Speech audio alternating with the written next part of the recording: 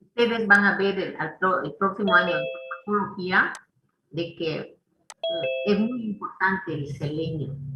Las vitaminas que llevan selenio para que se forme este compuesto que necesitamos como antioxidante. Esta hidroxiprolina ya está, puede tener algunas características de aminoácido, pero nunca va a ser proteína. Por eso se la menosprecia, ¿se acuerdan? Prolina, hidroxiprolina. La lisina, que lleva un hidroxi más, y el GABA.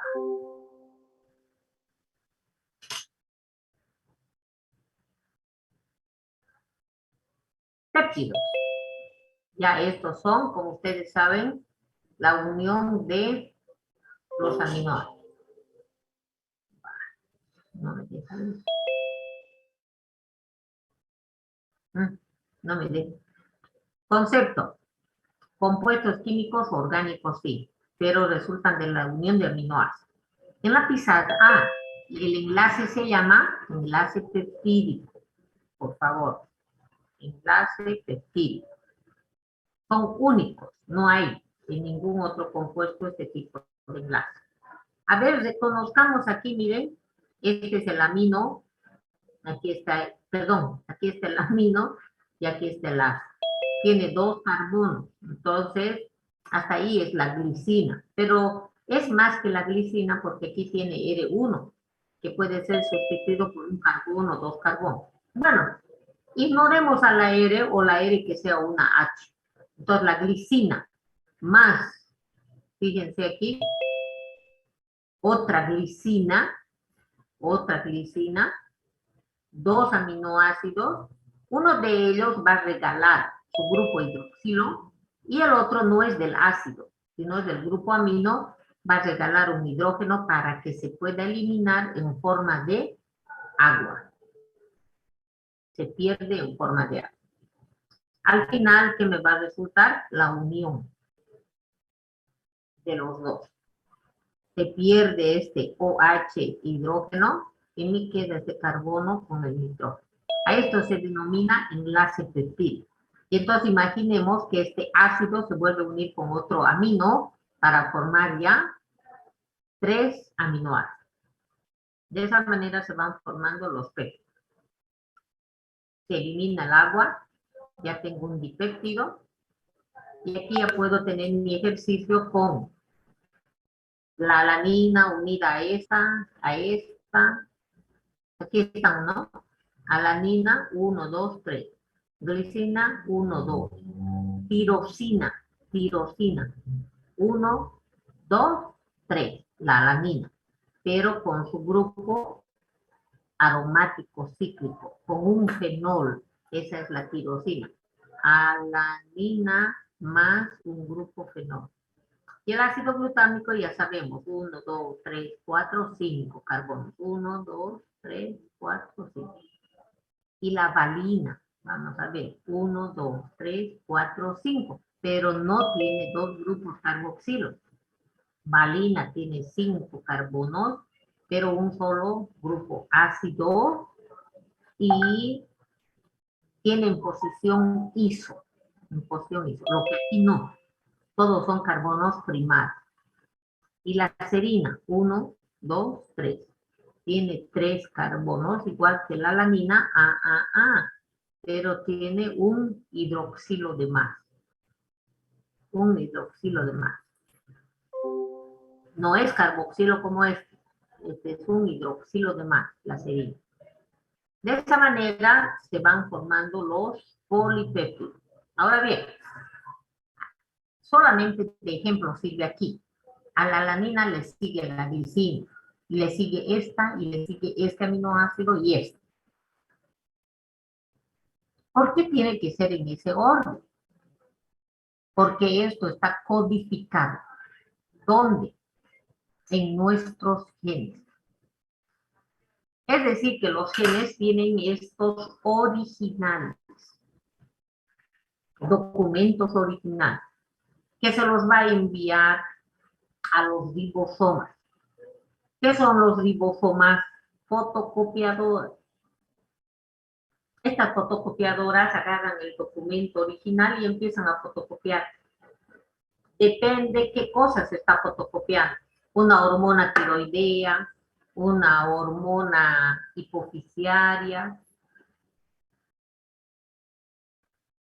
el orden, la secuencia de los aminoácidos depende de la información genética almacenada en los genes, que a su vez depende de la especie, ¿no es cierto? No va a ser lo mismo del conejo que del caballo que del humano. Y esto ya habíamos comentado que tiene que deberse a una inteligencia mucho mayor a la nuestra. Porque si no tuviéramos esa diferenciación de especie, seguramente el humano le hubiera quitado la trompa al elefante y se lo hubiera enchufado para que así tenga trompa y tenga un quinto brazo más, ¿no? Por eso no podemos tener estos injertos, porque de lo contrario, tal vez así nos hubiéramos puesto una trompa y mi hijo ya hubiera tenido trompita, ¿no? Así, y hubiéramos deshecho toda la creación de Dios. ¿Es esta la razón bioquímica? Pues esta es la interpretación que yo debo de tener, de que los aminoácidos van en un orden determinado y que eso ya está establecido por herencia, por eso que las enfermedades hereditarias se van a transmitir de padres a hijos. Supongamos aquí en vez de valina, vaserina, aquí solamente. Entonces esta estructura proteica que puede ser una hormona o una enzima, no va a tener la misma función. Y entonces ahí surge una enfermedad. Ahora, ¿por qué se invierte? ¿Por qué serina en vez de valina?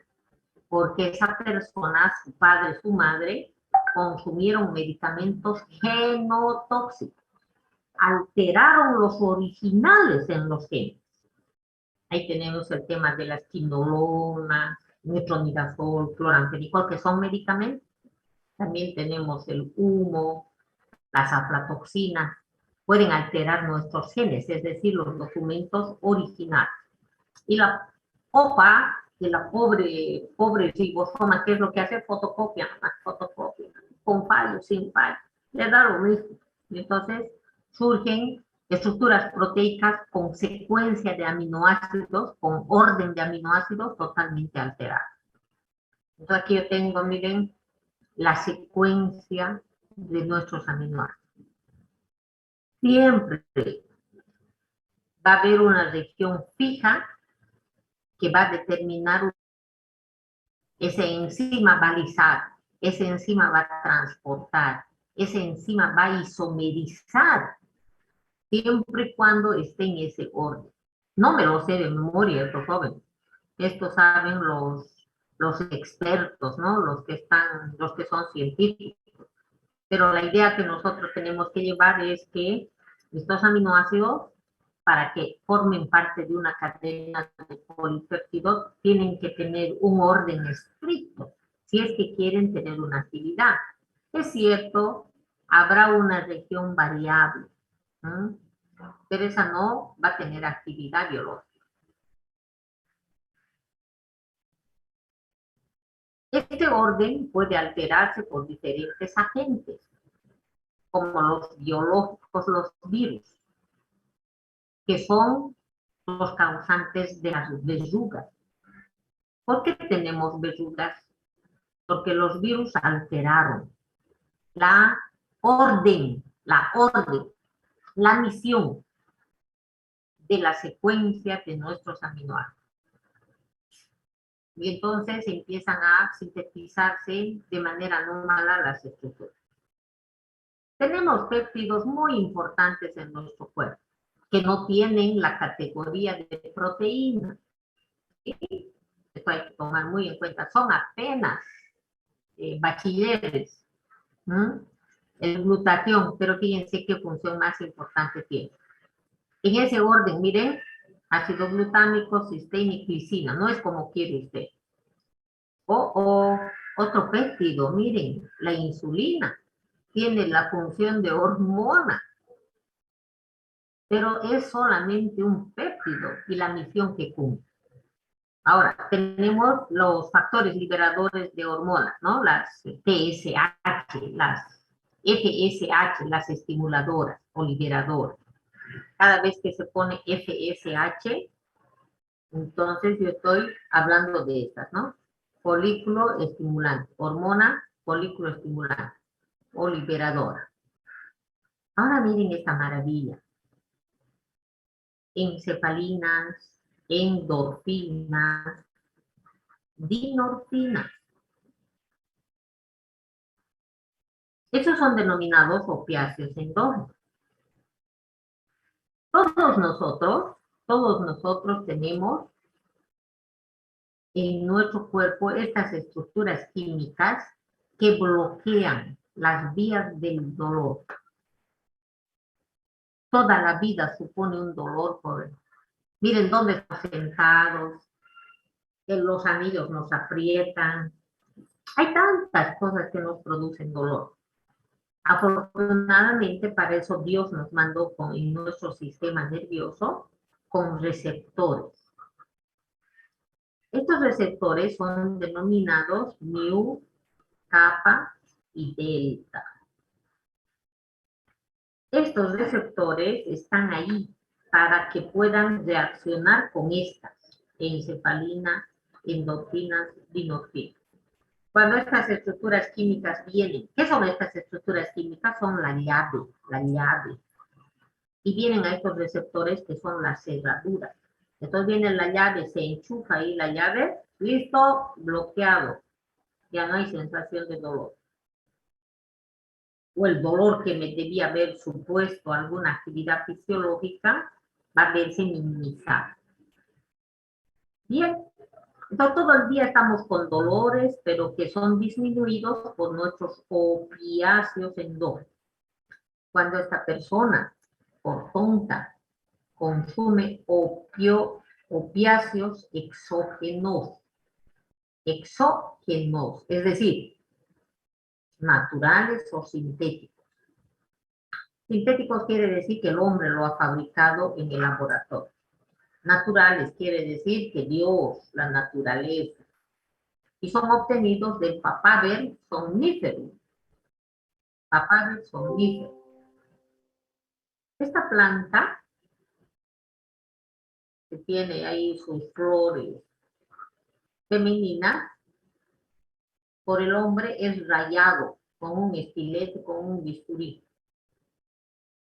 como si fuera un árbol de goma, y sale, empieza a gotear una resina blanca, y se lo recibe por aquí, como si fuera goma. No sé si alguien ha visto el árbol de goma. Entonces esto va chorreando aquí, y se va formando un adobe, un bollo, que se va volviendo negro.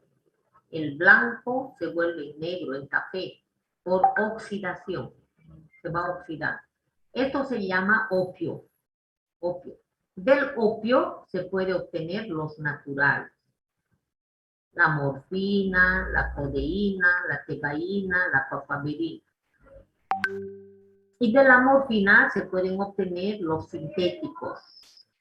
Monoacetilmorfina, diacetilmorfina, esa es la heroína, el dextrometorfano, dextropropoxifeno, metadona, tramadol. ¿Repito? ¿O van? Se han perdido. Repítelo, doctora, por favor.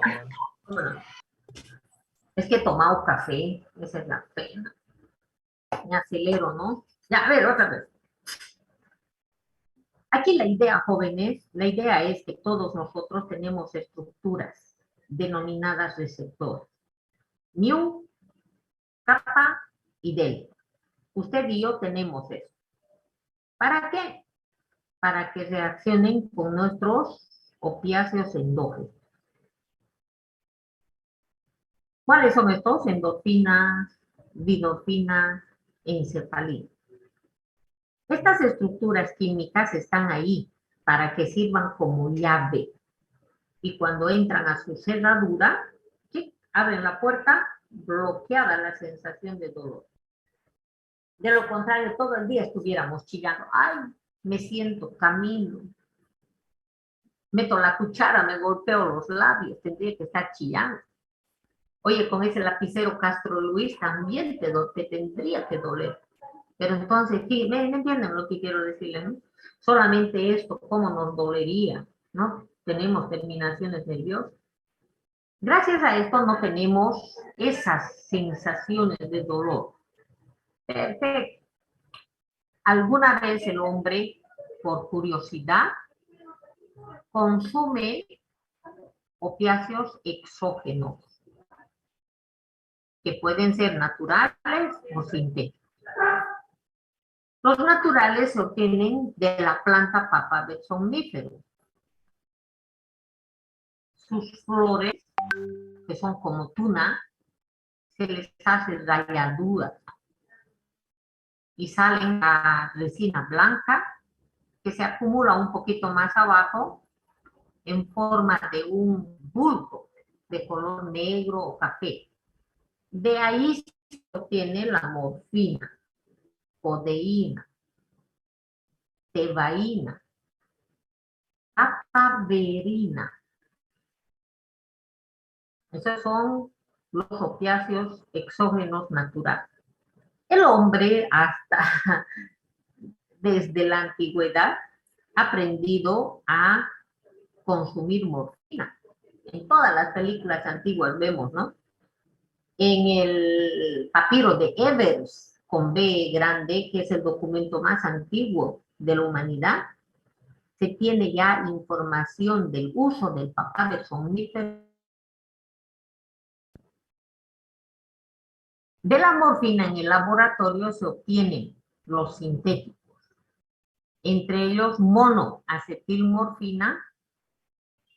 La diacetilmorfina se acetila 2 veces y eso se denomina heroína.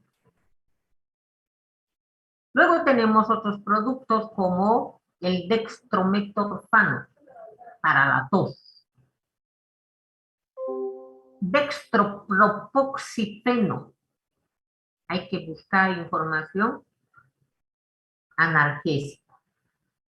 Metadona. Este es muy importante para el tratamiento de las adicciones por morfina. Con esto se trata. Médico tiene que aprender eso. Metadona. ¿Con qué se cura las adicciones? Con metadona. Ya aprenderá la dosificación y todo aquello. Y el famoso tramadol. Ah, ok, muy bien. ¿Por qué me he ido allá para eso?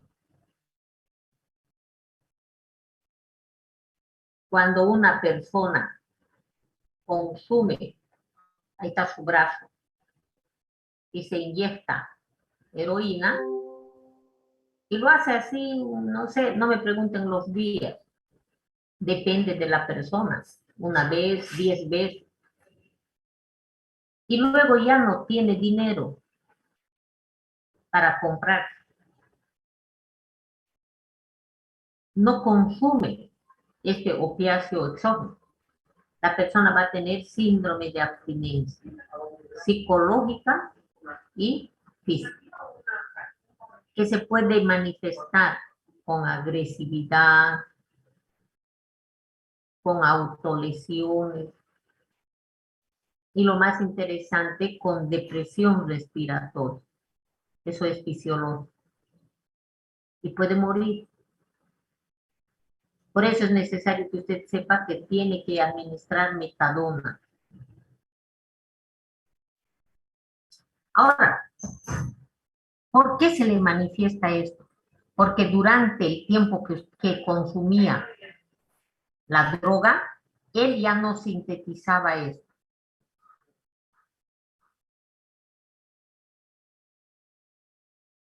O lo que sea, su cuerpo no tiene estos péptidos tan importantes. ¿Para qué servían estos? Para no sentir dolor, alegría. Por ello se dice, mal dicho, no me gusta a mí, pero para que lo tengan en mente, no me gusta. Persona que tiene orgasmos es una persona que tiene orgasmos sexuales. persona que es feliz, porque sí, está demostrado que es donde más se elimina encefalina. Pero considero que la felicidad no solamente son a través del orgasmo sexual que se puede liberar mayor cantidad de encefalina. También al estudiar bioquímica, jóvenes, se puede llenar de satisfacción. Pero la mayoría de los profesores les van a hablar en ese sentido, ¿no? Ay, esta paciente está aburrida, claro, no tiene marido. No me hace mucha gracia y considero que se puede liberar encefalinas a través de otro tipo de satisfacción. Bien. Antibióticos, no me gusta la palabra, pero es muy utilizada porque ¿qué significa esto? Antivida. Y cuando yo consumo amoxicilina, no estoy tomando un antibiótico porque me mataría. Estoy tomando antibacteriano. Lo correcto es antiinfeccioso. ¿Se entiende? Antiinfeccioso, porque es una contradicción. Los verdaderos farmacólogos, los verdaderos científicos no utilizan la palabra antibiótico. Utilizan antiinfecciosos que se clasifican en antiprotozoarios, antihelmintos, antiamebas, antibacterianos, antimicóticos. Ahora bien, los hongos pueden sintetizar diferentes polipéptidos. Entre ellos, yo puedo citar a la muscarina. Hay muchos. Muscarina, amanitina, amanita phalloides, ¿no? Amanitina, phalloidina. Son péptidos que van a provocarnos diferentes efectos no deseados. Pero volvamos. Entonces, hay muchos antibacterianos que no son proteínas, son polipéptidos. Y hormonas que son polipéptidos. Miren, las más importantes. Angiotensina, y esto hay que memorizar. Salidina, baja la presión, la gastrina, se estimula la liberación, el estrés, la acetilcolina hace que se libere gastrina, y la gastrina abre la pila de las células parietales para eliminar ácido clorhídrico. Glucagón, aumenta la glucemia. Eso ya lo sabemos. ¿Quién aumenta la glucosa en sangre? Glucagón. ¿Quién disminuye? La insulina, de memoria. La maravillosa oxitocina, miren, estimula la contracción del útero. Cuando ustedes estén rotando por ginecología, van a tener que administrar oxitocina para aumentar el trabajo de parto, pero también cuando ya es expulsado el bebé, se administra oxitocina para que el útero se contraiga y expulse todo lo que tiene en su interior. Bien. Ahora sí, llegamos a las proteínas. Estas sí son ya tituladas de una carrera universitaria. Compuestos orgánicos que resultan de la unión de polipéptidos para conformar la estructura primaria, secundaria, terciaria y aquellas que son PHDs, la estructura cuaternaria. No todas las proteínas tienen estructura cuaternaria. Las funcionales, como las enzimas, la hemoglobina, proteínas, se pueden clasificar por su solubilidad en esas categorías. ¿Dónde están las histonas? En el núcleo, como proteínas de relleno. Que pase, que tome asiento, que no le haga frío. Esta gente sí que son caballos. Ay, no se van a olvidar. Cuando tengan pacientes, caramba.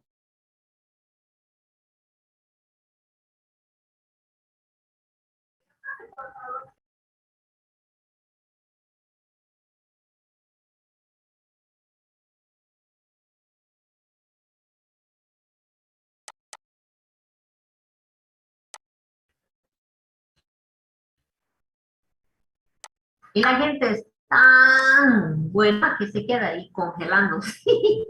Yo reclamaría, pues donde vaya, le digo, me hace frío, tráiganme una manta, ¿no? Está frío. Ya.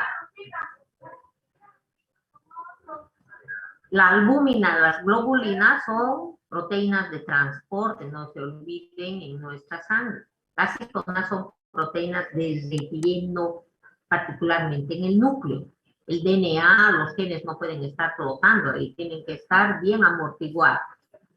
Por su forma, fibrosas o estructurales, y las globulares o funcionales.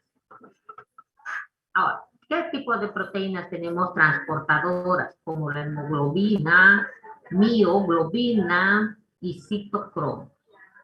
¿Ah? Reguladoras, hormonas, contráctiles, ajá. Aquí la actina, la miosina, la troponina, la tropomiosina y la calcitonina. Calcitonina. Ahora, por su estructura, las proteínas pueden tener esas 4 estructuras.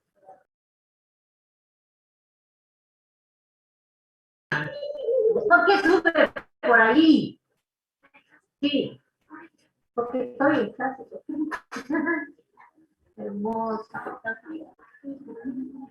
Perdóname, pero no suba por ahí, doctor. Como no, que mucho gusto. Pero hay que, los cañitos, pues hay que poner con plancha. O si no, hay un producto que se llama Cipen, no sé si lo has visto, hay que poner sobre la bombacha, doctora, para que le calienta. No, no, no, póngase. Sí, ahorita le voy a pasar para que lo lea, doctora. Para dolores menstruales se utiliza, pero le puede ir bien, ya, chao. Ratito no me he traído mi refresco. Ay, es mi doctora ginecóloga, mi hermosa doctora ginecóloga. Está embarazada y no quiero que salte esto, ay, me pone nerviosa. ¿No?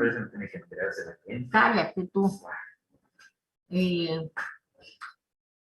Ay, miren, esa altura es de 30 centímetros aquí de mi oficina y ella salta y baja, sube, ay, me pone nerviosa. Es mi segunda nieta, va a ser después. Ah, estoy alucinando. Bien.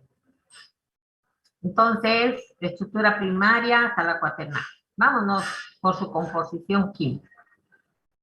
Las proteínas pueden ser simples, solo proteínas, o complejas. Complejas que son proteínas más altas. Lipoproteína, ¿no? Fosfoproteína. Las simples, solo proteínas. A memorizar, queratina, colágeno, glutelinas y gliadinas. Cada vez se publica más.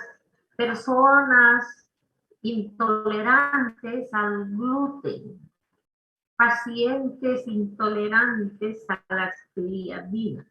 Yo quiero tener esa capacidad de esos colegas para poder diagnosticar, ay, este es mi paciente Castro Luis, por la clínica es intolerante a las gliadinas. Tengo que aprender, no sé hasta ahora. Esto solamente se puede diagnosticar, jóvenes, en forma certera a través de estudios genéticos para saber si estas personas sintetizan o no, como en el caso de tolerancia a la lactosa. Esa persona no puede metabolizar lactosa porque no tiene lactasa. Entonces, objetivamente, yo tengo que determinar en laboratorio que no tiene lactasa. pero yo no sé cómo se diagnostica. Por supuesto que me estoy haciendo la burla, por supuesto que estoy diciendo que se inventa. Con la clínica no se puede diagnosticar de forma certera, se podrá tener una sospecha. Es lo mismo que el dengue o es lo mismo que la COVID, la enfermedad COVID, es ¿no ven? No es el. Es lo mismo. ¿Cuánta gente se apresura a través de lo que es el antígeno positivo? No, esa es una sospecha. Lo que se tiene que hacer es algo más exacto para poder diagnosticar. Hay mucha gente que puede diagnosticar dengue solamente con un hemograma. Están locos, están locos. ¿Mm? ¿Cuáles son las proteínas conjugadas? Aquellas que llevan en su composición proteínas, pero un grupo prostético más, ¿no? De prostético. Prostético quiere decir no proteico.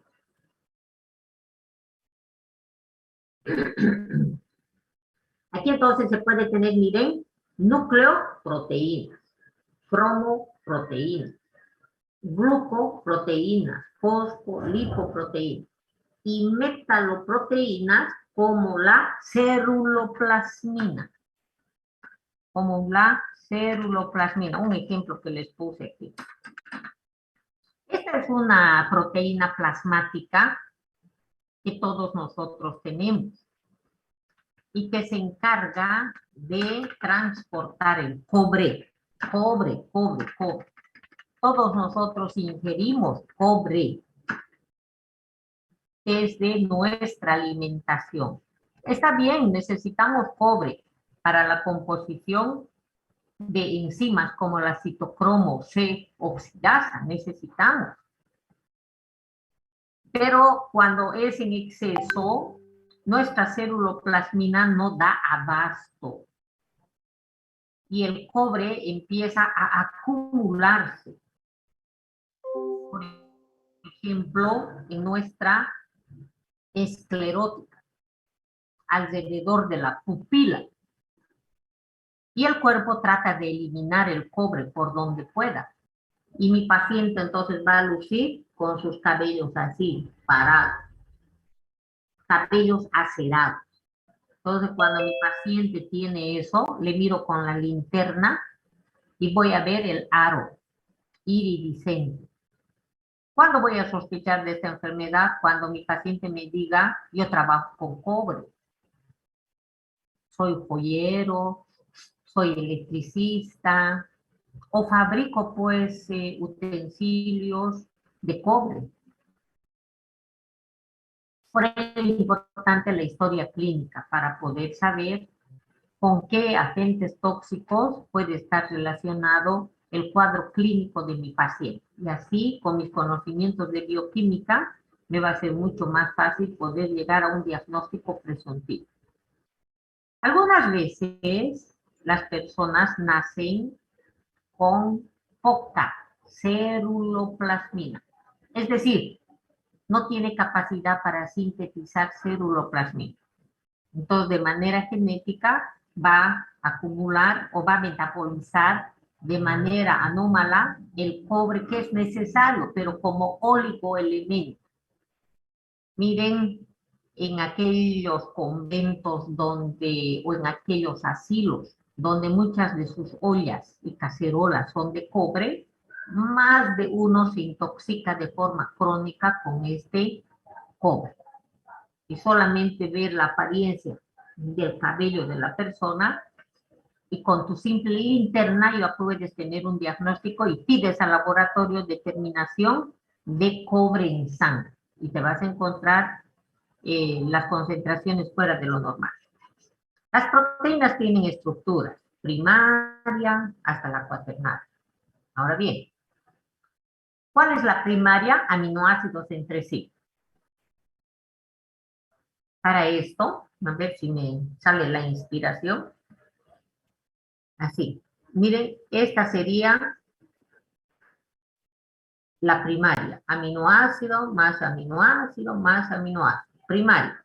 Enlaces peptídicos que se pueden determinar con el reactivo de Diure. Hay que memorizarlo. Si sale positivo, hay ahí una estructura primaria de proteína. Esta sábana de esta persona parece que tiene aborto, viuret. Si hay material proteico, va a dar positivo. Ahora bien, cuando yo voy, miren, voy tejiendo esta cadena, a medida que crece esta cadena, se va a ir enrollando porque es normal.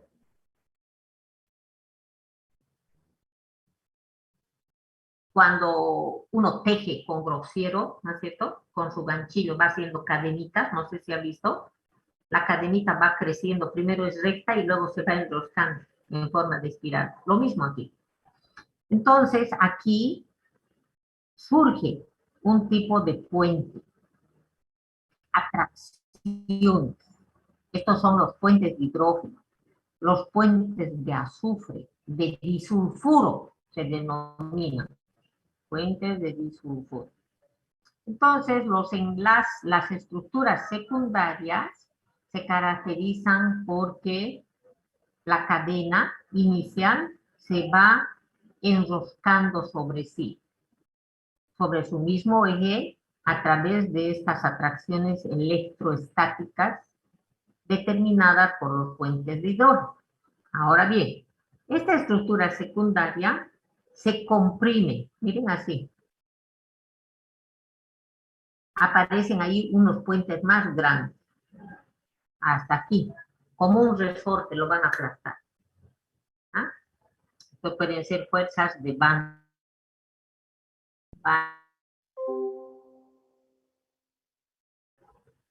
atracciones dipolo-dipolo, entonces son estructuras terciarias. Y la cuaternaria resulta, imagínense, estos resortes que pueden ser de diferente tamaño, ¿no es cierto?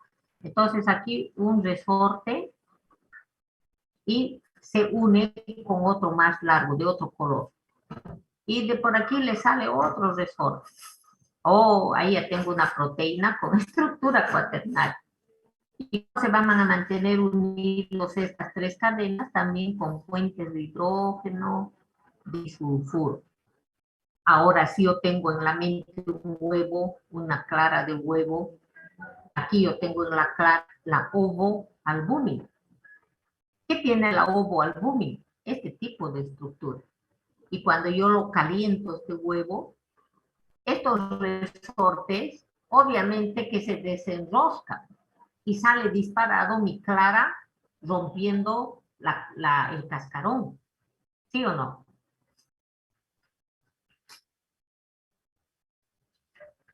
Las proteínas son estructuras muy lábiles. Son estructuras que están a presión en cada una de nuestras células.